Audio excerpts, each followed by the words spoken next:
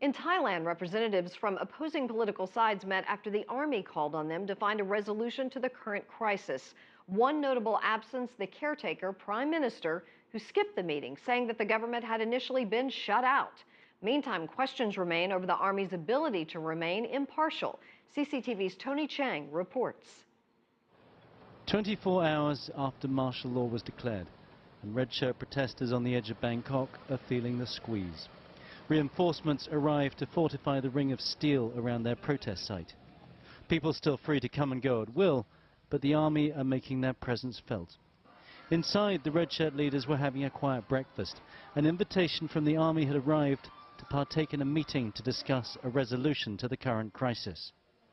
But while they've always said they welcome debate with their political rivals, they're wary of doing so under the eyes of an army that's just imposed martial law.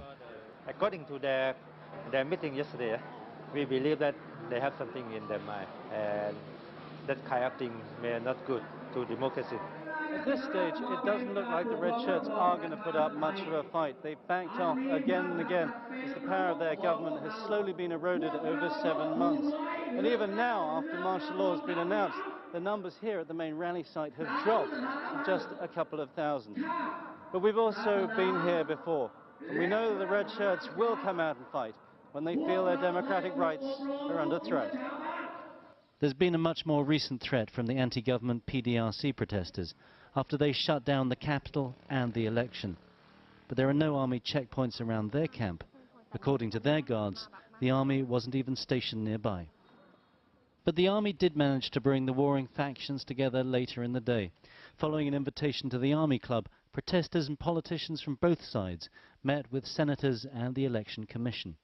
Afterwards, the military spokesman was keen to stress how willingly all parties were to work under their rule.